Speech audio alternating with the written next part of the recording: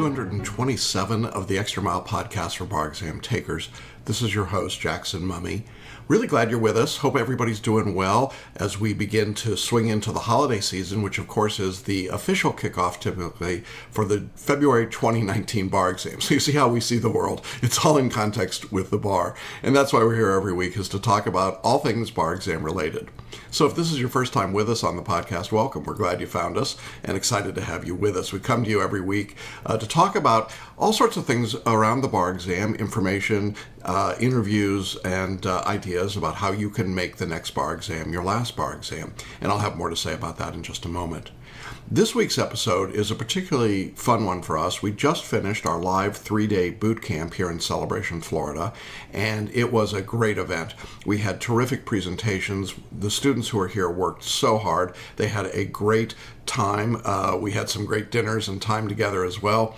And we had an opportunity to visit with a former boot camper, an alum, who has taken and passed the Florida bar exam. And it's no ordinary story of passing the exam.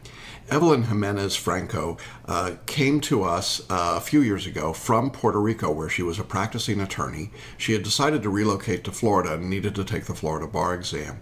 And as you're going to hear in today's interview, it was quite a journey for Evelyn. She had to learn really to speak and write English much more effectively and fluently than she was able to do when she came to Florida. And she had to learn how to study for the bar exam all over again. And Evelyn's story is really a fascinating one because she did not pass the exam initially, and then she got through one part of the exam, and then ultimately she passed in July 2018. And the difference for her, as you'll hear her talk about, is her use of photo reading and paraliminals. And she really is candid about the approach that she took and how she utilized all those tools and what boot camp meant for her.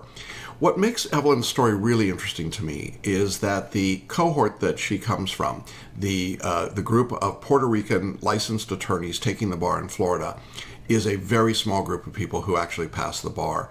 In our experience, they're probably a pass rate for this group that's well under 25% overall. And so for anyone who's bilingual, it's a real challenge to take any bar exam. But for attorneys who are trained in Puerto Rico, who have taken the Florida bar, and if you fall into that group, you know exactly what I'm talking about. It is an extremely difficult exam with a very low success rate. And so when you have someone like Evelyn who persevered and worked through it and passed, it is an absolutely terrific experience. And so at boot camp, Evelyn was one of our presenters. I had a chance to do an interview with her, and we wanted to get that right out to you and share it with you because it's inspiring, it's encouraging. She's a terrific attorney and a terrific person, and just very engaging. And so I wanted to share Evelyn's story in her own words with our audience today. Now, before we jump into our interview with Evelyn, let me just let you know that you can watch the interview by going to celebrationbarreview.com/227. That's the episode number for this week.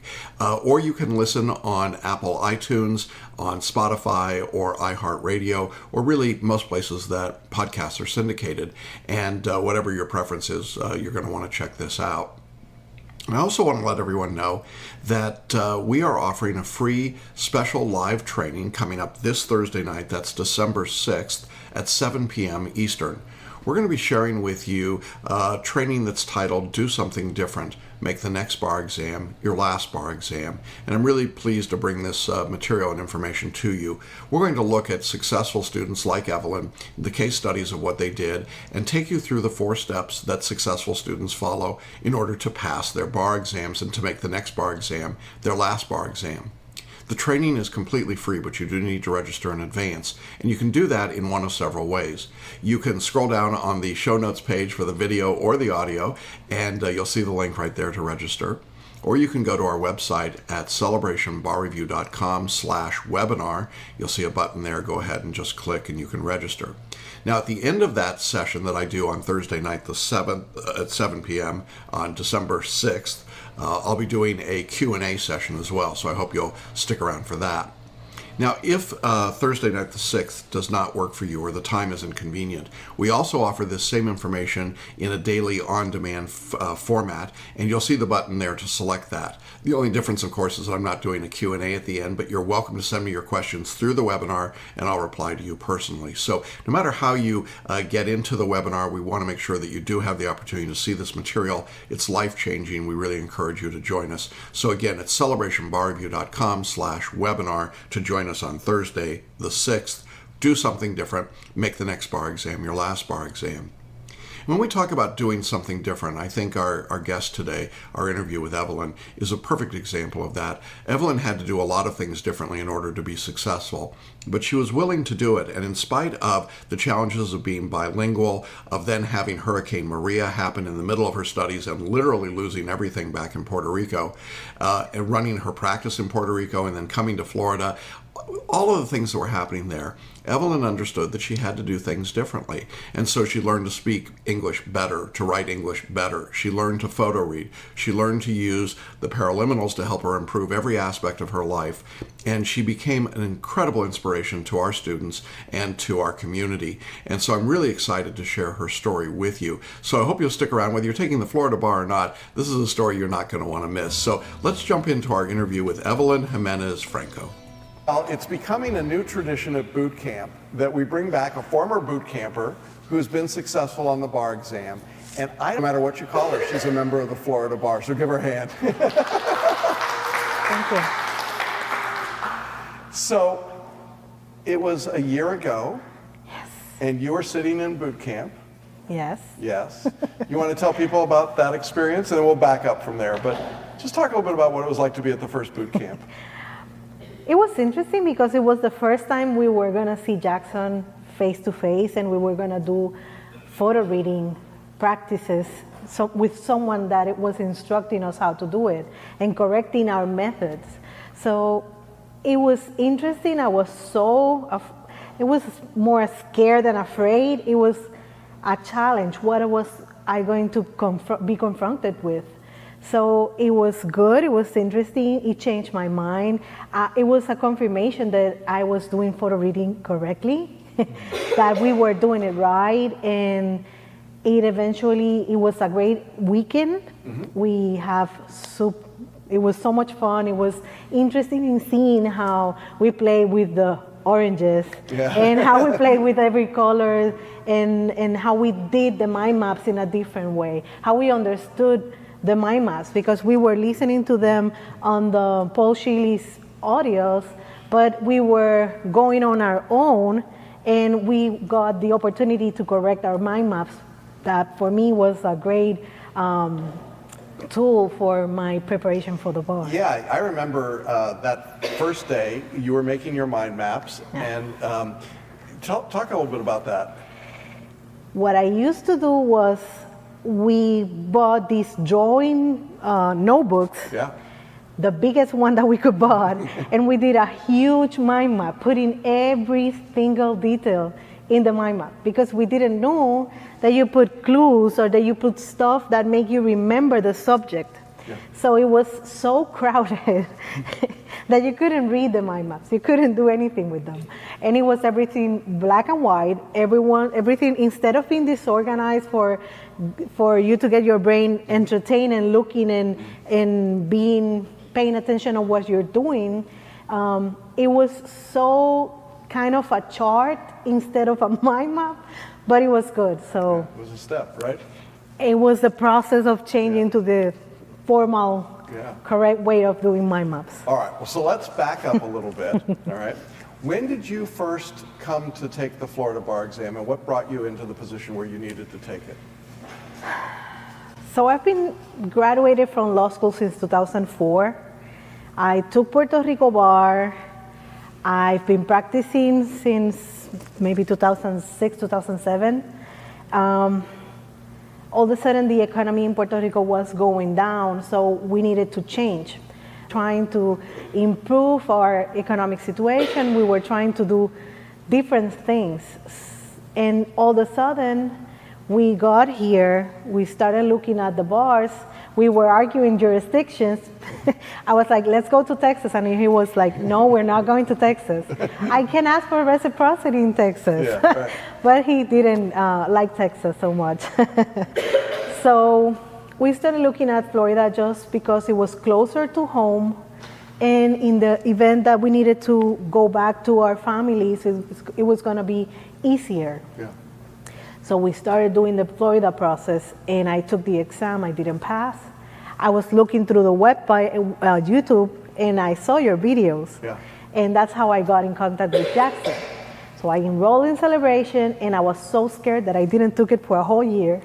I keep enrolling and postponing and enrolling and postponing. And finally I did it, and I failed. But I've been... But you did it. But I did it because it was a challenge just to take it. Right. Now, I got to stop you here for a second because you're being really too modest in some ways. Your English was not great when you got here, okay? I mean, we had some conversations where I was like, I don't know what she's saying. I mean, I just got nothing. But you were working really hard, and I remember I said to you, you've got to get better at English. Remember that? When I said you got to be in the English bubble, Yes. Yeah, English only bubble, and you gave me a look. It was like, I don't know. But we knew that the challenge wasn't that you didn't have the ability or the intellect. It was that you had to be able to do this in English under time conditions for a test that's very, very difficult. And for those of you who don't know, the Florida bar exam still has this ridiculously low pass rate. For everybody, but for a repeat bar taker, it's down in the 25th, 30th percentile. So it's a very tough test. And when we take Puerto Rican attorneys, for whom English is not the first language, we could generally say it's about a 5% pass rate. It's a very, very tough exam. So this accomplishment is like over the top. It's an amazing accomplishment. So you went, you took the exam, you didn't pass. What did that, it feels bad, but what did you do with that information at that point? There's nothing to do. There's no person that has been able to say to anyone, I went back in time and changed it. Right. All you have to do is face forward, keep on moving, and do the changes that you need to do. It maybe doesn't take you one time or maybe two. It doesn't matter how many times it takes you. I've been a practicing attorney for 11 years, Yeah. and it was a struggle for me. We have different law, it's different in some kind of areas, but the difficulty was there. And talking about English, the funny story is that I was born in the Dominican Republic. And it was Jackson that told me, you have accomplished so much. And I didn't realize it. I started learning English in 7th grade because 5th and 6th grade, when we moved to Puerto Rico, it doesn't count. I didn't learn anything. So I started in 7th grade. And for me to be able to take the Florida bar, study, and do all the process in English, it was a whole change. The first month I was with a huge dictionary looking words, just the first month. Right. And after the first, I know that I looked unconscionability like 1,000 times, and I wrote it down, and it wasn't even good. Like for real, this is an easy word. Yeah. But it was interesting how to see the changes that I was making, how I was moving forward. Maybe this exam I didn't pass, but I saw the difference and the improvement of my scores, and also the maturity of the knowledge in my concepts and how I was grasping the material, and I was making better essays. Yeah, and I think this was a big point, is that I could see as a mentor that Evelyn was getting better by leaps and bounds, okay? And I knew that it wasn't a question of whether or not you could pass, it was just when it would happen and how that would happen.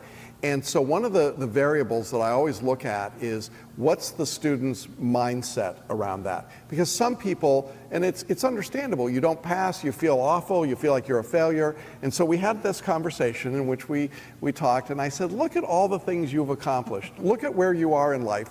And I asked about your friends growing up, remember? And I said, how many of your friends are trying to take the bar these days? None. Yeah, it was a very small number. And I said, so if you really think about it, you're already a success. Now we just have to put the cherry on top. We have to put the icing on it. And one of the great parts about you has always been that you are just relentlessly going after it and looking to find, how do I do something different? You weren't just repeating the same stuff the same way, right? So then we introduced photo reading to you. Let's talk a little bit about what you thought when you first heard about photo reading. That it was crazy. That's simple. Yeah. You gaze at the page, but you always think you're doing it wrong. There's not such different ways to gaze at a page. You just have to look at it and focus on the page, and that's it. You have to trust the process. I think that was the hardest part for me. Yeah. I was like, Jackson, this is not working. I'm not doing anything. This is not working. And the hardest part was believing that I knew the stuff, that it was there, that I was doing something by just flipping the pages and doing the process. It was hard. I started doing multiple choices, doing 3.3 minutes, 40 seconds. Because of the photo reading, I was able to download it to 1.15, 1.20. That was better for the essays. I was doing 53, 54 multiple choices per section? Yeah. And you're supposed to do 100. And that was the biggest leap for me with photo reading. Yeah. It was being able to do it faster. Yeah. How many times would you say you would photo read an outline? Every night. Every night. You just grab a book, I just have it there, grab a book and start. And it was flipping the book upside down and just doing backwards and forward. Yeah. You don't have to do that. Yeah. Who thought? Yeah, right. You just have to do it. You just have to trust that everything you put in today will be there, and tomorrow you're gonna sum and add more stuff. And it's just like you're building a building. Right. It's one block at a time. Yeah. So it's one book at a time. Just flip it back and forward and do activation process. I think the hardest part for me was the activation. Yeah. Yeah, but it was good. It's weird. You're gonna feel like, I think I called you driving to Tampa, and I was like, Jackson, Yeah. There's nothing on my mind. I have nothing. How am I gonna go take an exam? There's nothing there. Do you remember my answer? Yes. Everything is fine. Everything is fine. He's there. It's all there, and it's going to come to you when Yeah. you need it, which is the spontaneous activation that we've been talking about. When you get into the exam, right, you see the questions, and then what happens? Just pop the answer right there. Yeah. It was there. Yeah. It was hard. If somebody said to you, should I photo read, what would you say? Yes. Yeah. See, there's no hesitation. No hesitation. But it's such a strange thing, so different, right, than the way we learn to read. And I know that one of the questions you had initially was, since English was not your first language, could you photo read in English? What would happen, right? And would that work for you? And we get that question a lot from people who are not native English speakers. But what happens is that you photo read. If there's any translation that's done, it's happening non-consciously, and then it's coming back in. So it actually was a way to get around the unconscionability problem, wasn't it? And it was interesting because I thought I needed to translate everything. Yeah. And that's a mistake. And even when I was learning English, my teacher said to me, don't think in Spanish and then translate it. Yeah. Just start thinking in English. Right. And I thought that I had to do the photo reading in Spanish, and that it was a mess. I was very confused on that part. And I was like, if my brain works, it doesn't work in just one language. How is it gonna work in English if I'm trained to do it in Spanish for my whole life? Right. And it works. And I was getting better at reading, understanding words, and even the concepts of the law. Yeah. It was Yeah. better for me. Yeah. So the photo reading really replaced your traditional reading left to right, Yes. word for word. Okay. So then we added mind mapping. And you came to boot camp and you're like, whoa, this is a big mess. What do I do with this? And that was a bit of an eye-opener for you, I know. We are taught to do the linear process. Yeah. It was like, after all these years, we are learning this.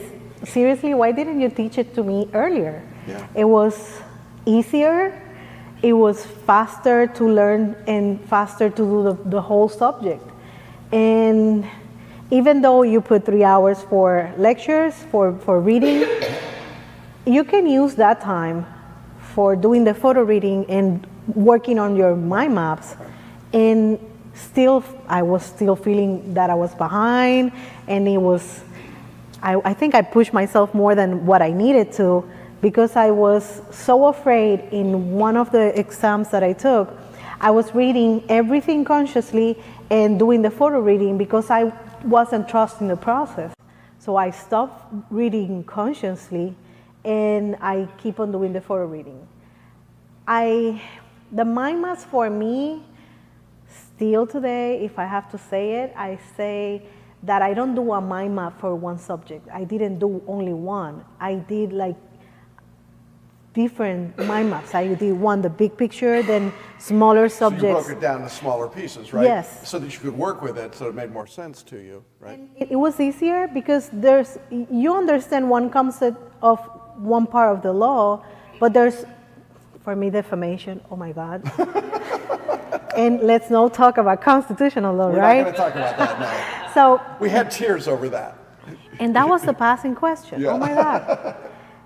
So defamation for me was tricky, and I was doing different mind maps of defamation just because I needed to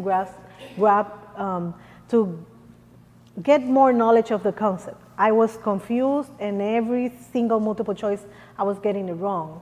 So for me, just doing single mind maps of the subject that I felt weak, Yes. that I keep on failing the multiple choices or the essay, it was good for me. Yeah. And you used a lot of colors and images, right? You had very... You don't have my bag like that one. Yeah. It was crazy. She had a huge bag of markers and a big pad, right? We're a little more sophisticated now. We've gotten to computers more. But you know, it was great because you were drawing them all out and then talking to people and seeing other people do it. And our boot camp that year was in a much smaller space with many people, and it was very crowded and crazy.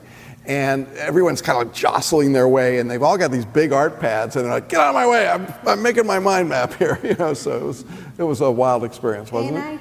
Yes, it was. And I tried the computer ones, Yeah. and I don't think for me. I know everyone has to do what it works for them, but for me, doing it by hand, I could remember on the exam. Well, my mind map was this, and it was around this area. Like that's the process of the mind map. Yeah. And I could remember what it was and what I needed to do to do the multiple choice or the essay question. Yeah, I think there's the kinesthetic value, and I think if you are designed, if that works for you, I think there are people that can type their mind map, see it, read it into, record it, and get the same effect. But I think what Evelyn is really saying, I want to emphasize, is you got to do what works for you. There's no single way to do this. There's the way that works, and then you go at it. So you left boot camp and you went to take the exam in February. What happened in February? It was interesting. I sat there. I was so scared. I couldn't relax. The information never came out. So it was like I was standing there. I know the knowledge is there. I was passing the exams, but nothing came out on the exam date. Yeah. And That was frustrating. yes, it was. Yeah. I saw one CBR student get up an hour after the exam started, and I was like, how can he do it? So I started doing the breathing exercises, started to calm down, and then started to do the process and do the work. But it's frustrating that you thought that you have to trust this blindly. You have to go 100% in. And I think I was so afraid that I carry my fearness with me to the exam. Yeah. So it was not good. Yeah. So now you got the sort of oh man, what do I do? I tried this, it didn't work. So what was your thought process at that point? That I was doing it wrong. Yeah. That something was not working, that I needed to go back, and maybe it was me not understanding the law. That it was maybe a process that I need to learn. Like, it's not that you don't know it, you know it, but I thought that I needed to know it more. So I started earlier and I read the whole book. Yeah. I just needed to feel that I knew it, because that's how I've been studying my whole life. I read it. And all of a sudden, I said, like, you know this, what's wrong, what's happening? And we talk again and we keep on talking. And it was weird because it's there, you're doing the photo reading, you're doing the mind maps, why it's not improving? Even though my score were going up, but why can't I pass? So again, I said, like, I need to find a way for me to be relaxed at the exam, so I bought the paraliminals. And then I couldn't stay away from them. They You were like the amazing. paraliminals. Yes. Next exam, I was with my headphones, listening to paraliminals, because for me, it was the best tool for me to be able to stay relaxed. It was what I needed, I think. Yeah, I think it unblocked you. I think it gave you the chance to just express what you already knew, and instead of being locked up in all that negative stuff, which was easy to do. I mean, look, you knew the numbers, you knew the statistics, you knew the chances for somebody coming from your background taking this exam. They were not good. I mean, just be candid about it, not good. And Kelly and I would talk after some of the group coaching calls, and Kelly would say, I really want Evelyn to pass.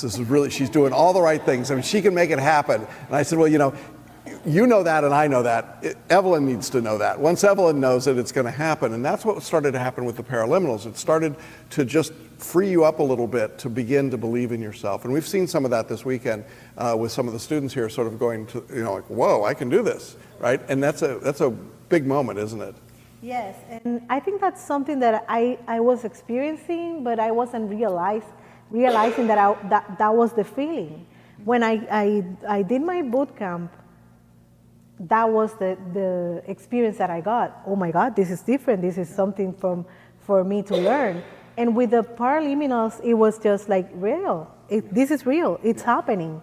You can do it. I still started feeling more confident. I was able to do the exam. I was able to finish. I was able to read the multiple choices and not finishing only 50-something multiple choices. Yeah. And it was a life-changing for me, the paraliminals, I think. How long did it take you to do the 100 questions on the multi-state? Do you remember? I think it was 2 hours and 30 minutes or so. I think I'd be less. You get that, guys? 2 hours and 30 minutes. This is somebody that could get through 50 or 60 questions in 3 hours before. So 2 hours and 30 minutes. And what was the result in July? I passed. You passed, yeah. Yay! Now, you had a weird passing story because in the way that only Florida can do this. Yes. You want to tell us what happened? Well, I passed the MBE, but I didn't pass the Florida part. Okay. And the Florida part was the essay part. And it was interesting that I thought that I needed to keep taking both parts because my English was no good. Jackson even sent me to college. And it was hard because I thought that I needed to keep on taking the MBE to be able to pull the Florida part. So I took with the whole material, did it again, and I was able to, I was always struggling with constitutional law since I studied in 2001. It was interesting, and I was always fighting. If you look to the webpage, the Facebook page, all my comments were, I hate constitutional law. Yeah, I believe and that I one, started changing that. Yeah. And that was the question that made me pass. Yeah. It's weird. Constitutional law, I can't believe it, but it was good. There you go. Yeah. So you got a passing score in Florida, but then the examiners reported it in a very weird way. Oh, yes. Yes, you remember that? We was in Puerto Rico, and my husband was the one giving me the score. Right. And he says, I call him, and I cannot open the results. Can you please check? And he called me with this voice. Okay. I'm sorry you didn't pass. You have to take it again. And he was so sad. And I said, like, which part did I pass? And he said, it says pass, fail, fail. And I was like, okay, but which part? And he says, part A. And I was like, which one is part A? And I started calling Kelly and I started calling Jackson, sending my results, the previous one, and did I pass or didn't I? And Jackson confirmed to Kelly that I did pass, and I was still not a believer. Yeah. I waited 3 days for the letter, and when I saw the letter, I said, well, I did pass. Yeah. The website was wrong. The website should have said pass, fail, pass, and it didn't. No, it didn't. And this is the same exam that told somebody that they had passed who failed, which is really horrible. I mean, they just, so don't believe that stuff. I mean, wait for the letter. Trust me, wait for the letter. In all jurisdictions, wait for the letter.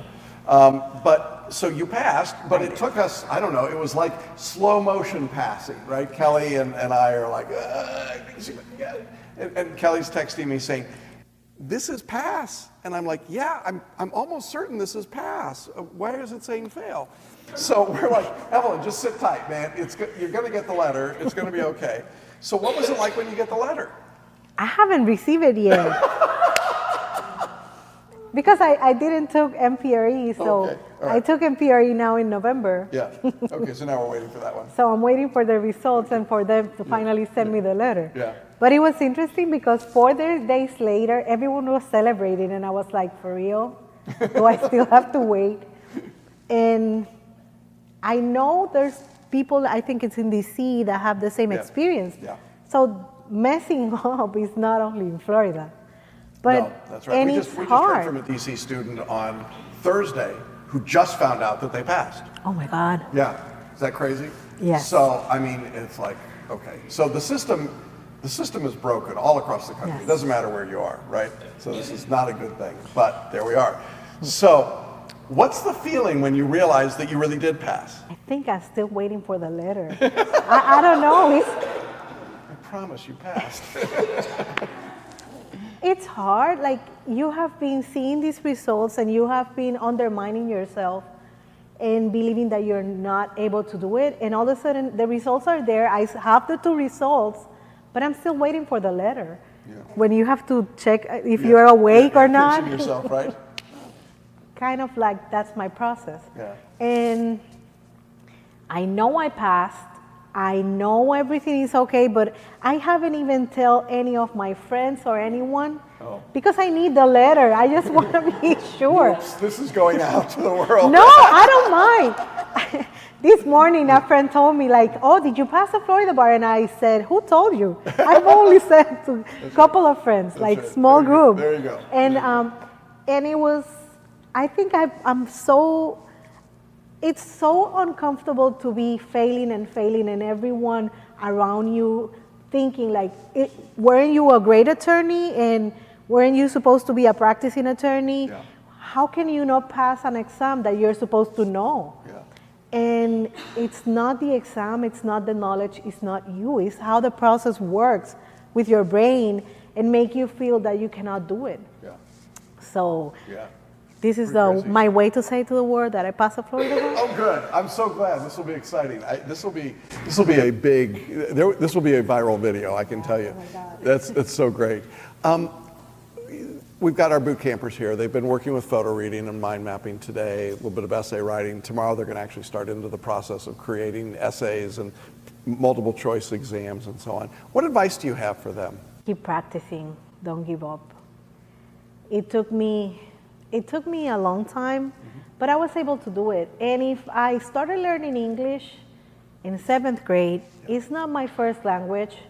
My husband and I started speaking in English all the time just for me to be in the bubble. But if I did it, you can do it. I am not special. The thing that I've been practicing law is a different jurisdiction. It's different. And you just have to do the process. Check the boxes. Keep on doing. Don't think if you're behind or not. Just do it. I was the one finishing a couple of days after the due date and not scoring good on all the exams. But all of a sudden, the passing score was there. Yeah. You just have to do the process, check the boxes, and please check the multiple choices. Yeah. It's not just the wrong answer or why it was wrong. It took me and two previous Celebration Bar students to start discussing one constitutional law multiple choice. And that multiple choice was the essay question. And it was not the process of how we get it right or we get it wrong, it was why. We usually said, oh, it was D and I put B. No, go into it, look why, read, and we were so sure we got it right, and why is it wrong? Yeah. And it took us a discussion of 2 hours. And that was the best 2 hours of my life. Yeah. That was my essay question. Off, yes. Yeah. And we were like maybe 3 days before the exam, so you don't think you have the luxury of taking 2 hours just for one multiple choice. But you know what? That's how it's gonna pay for you on the exam, because that multiple choice is there for a process of learning why or why not. And that's what you need for the essay questions, to be able to discuss on the essay. Yeah. You also participated in the group coaching calls with Kelly. Yes. Can you talk a little bit about those? Those calls were a lifesaver when you were so conflicted that you didn't know if you were the only alien in Earth. So coaching calls for me were a way to keep you grounded, like everyone is doing the process, everyone is having the same struggles. And it was interesting to see how people deal with the problem they have, how they manage time, because for me, time managing was crucial. That's something that those coaching calls did for me. Yeah. How to be able to manage and how to see how other people struggles and get up and did the... Yeah, and not to put too fine a point on it, but during the time you were studying, we had Hurricane Maria. Oh, yes. And you were having to go back and forth to Puerto Rico. Yes. So, I mean, it couldn't have gotten much worse, could it? No. Not knowing how your family is, it was nerve-wracking. It was hard. And I was trying to study, but I couldn't concentrate, and I couldn't do anything. I was there. We moved to Florida to be able to get sooner to Puerto Rico if something happened, but all of a sudden you have no news, no nothing. Right. And there was no way I was going to study like that. Right. So after everything was getting to normal, I was able to go back to study. But the video of hurricanes that Jackson have, it's interesting because no one knows how is the process until you leave it, until you're there, until you're unable to get in contact with anyone. And all of a sudden we just came to check on the house, and all of a sudden we were stranded here. We can't go back to Puerto Rico.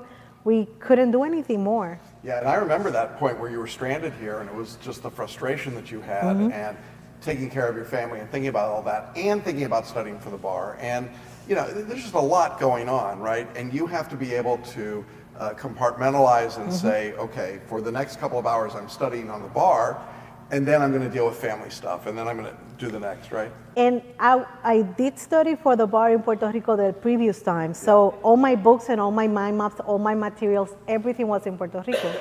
So I have to start from fresh. And Celebration did help me. Yeah. They were there for me when I needed, and they go the extra mile. So Thank you. I really appreciate that. We're pleased to do that. And you know, and I've seen you give back too. You know, in our Facebook private group, you've been very active in supporting and encouraging people. That's one of the nice things about the course, I think, is that our successful students like Evelyn stick around. They don't just disappear, and they stay there to encourage and support. And it's kind of interesting, isn't it, to be on the other side of that now? Yes. And I think it's interesting how people don't know, but they're going through the same process. Yeah. There was some girl talking about mind maps the other day, and there was someone asking the same question we did. And it's so good to be able to say something like, my experience was this, and I have this situation, so maybe you can check on this. Yeah. Just for the logistic or for the process of learning, how can you improve the other person study time? That's great. It's pretty cool. For me, it's great, yeah. And so we really appreciate that. That's a great thing. I think maybe we should open up to any questions that anybody's got, because this is a rare opportunity where you get to talk to a successful bar taker. Repeat the question. So you're talking about trusting the process, and how do you let go, and how do you do that? I think everyone has to find their own way. For me, it was doing the whole study guide from beginning to end. Because what I used to do is I started too early, then I paused, took a week, and then went back, and I couldn't remember the first subject, and went back again, and it was, you're gonna sit, you're gonna do it, you're not gonna stop, this is your schedule, and don't look up other process. This is your method, because when you're when you're studying, all you want to do is learn what the other person is doing, so maybe you can include it in your process, but you already started. So it was more, let's check box by box. That's why for me, that's the best part, and that was Kelly's phrase, let's check those boxes. If I started photo reading, I was gonna keep photo reading even if I was falling asleep. That didn't work because last night I was so tired that I couldn't keep my eyes open, but just do it. And I use the preliminals also to start trusting and believing in myself for me to be able to do the studying and doing the process. I'm sorry I'm using the same word again, but this is a step that you need to do. You have to believe that you're learning it. You need to learn from yourself what your body wants, how you're gonna know that you learn it. If everyone learns differently, why are you listening to someone else? Listen to yourself. Try to figure out what works for you. As soon as you do that, it's gonna be better. For me, it was mixing the outline. I did for a reading, but I also, when I felt that I have a doubt, instead of just flipping the pages or doing an activation process, I went to that page and read it. And that's not outside photo reading. That's activation. That's super dip and scan, Yeah. right? So, or rapid read. So you went in more depth, Yes. and then you went to that area. And right? if it took me more time, that's what I did. Yeah, So it was breaking with the idea that just flipping pages didn't work.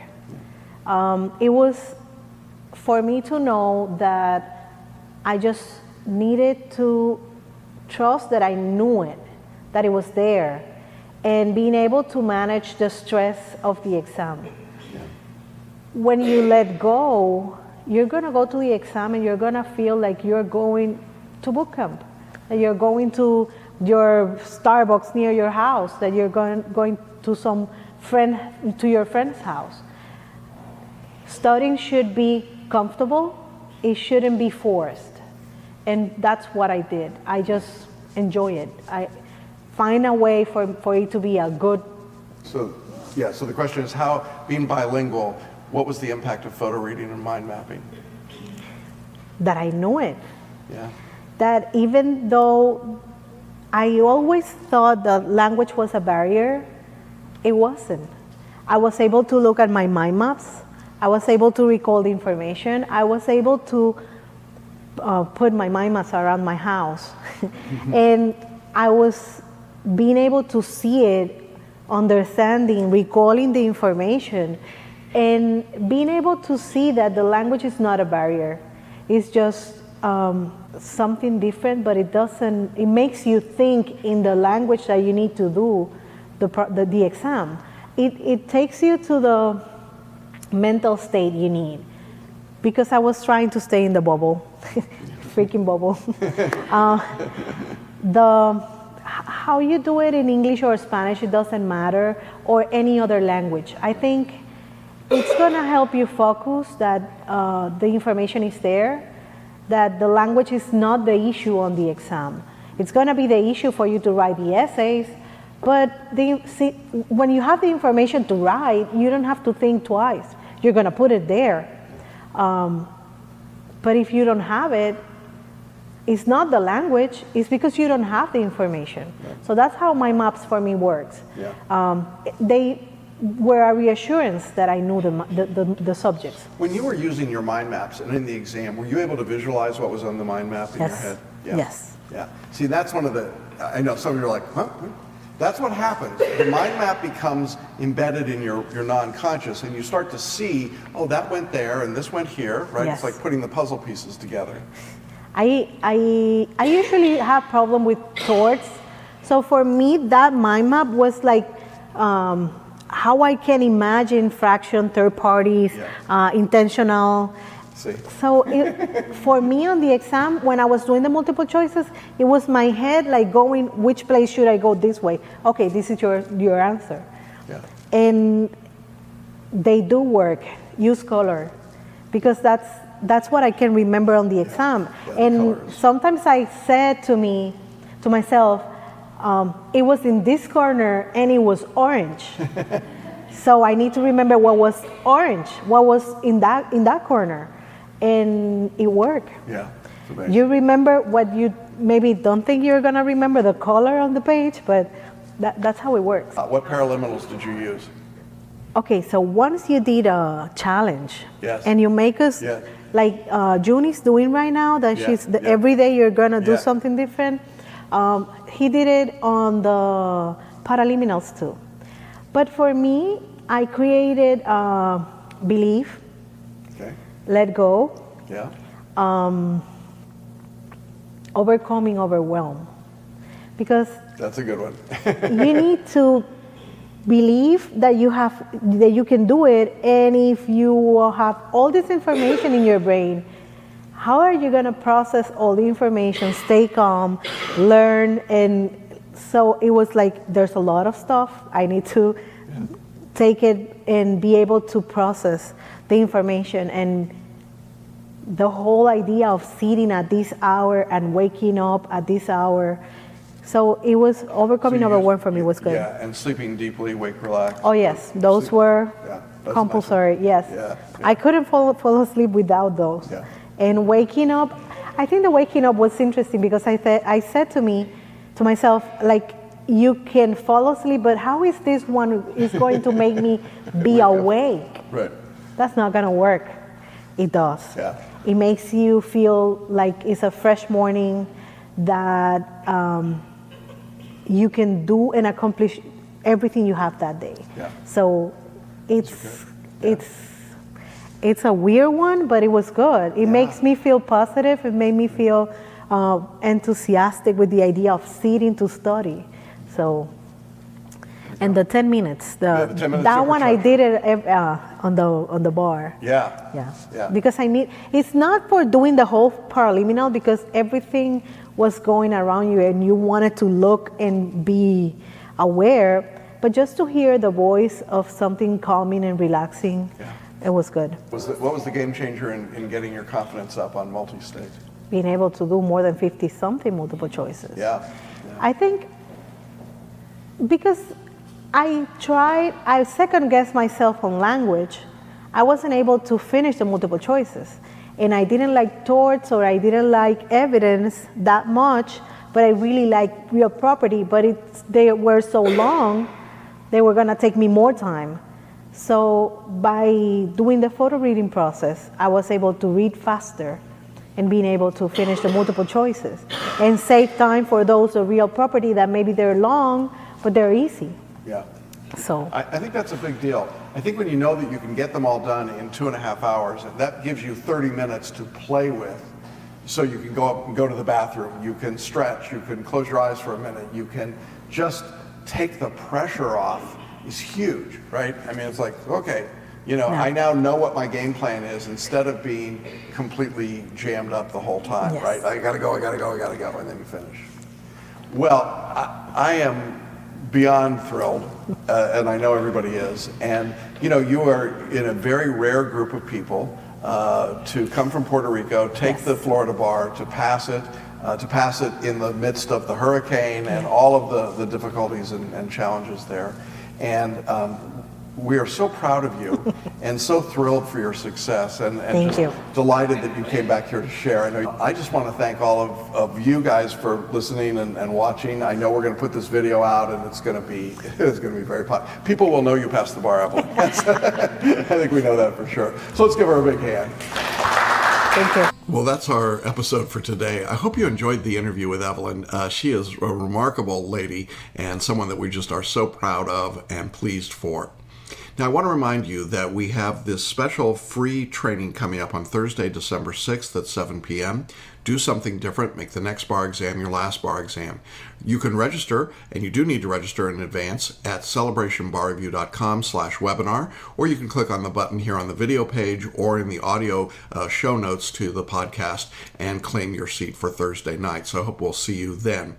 I also want to remind all of you that you can check out all of the past episodes of the podcast on our website. There's a button at the top with podcasts. It goes all the way back to episode number 1, so be sure to check that out. And we're just really excited that we've had so many people follow the podcast and so many people talk to me about the episodes and what they've heard and seen, and I appreciate all of that feedback and great response that you've given us. We'll be back again next week. We've got more interviews scheduled for you, more information about what's going on. We know that many of you are really beginning to gear up for the 2019 exams. That's exciting and encouraging, and we're looking forward to a great December. Hope it's all going well for you, and we'll see you again next week along the Extra Mile and on the Pass List. Thanks, everybody. Bye-bye.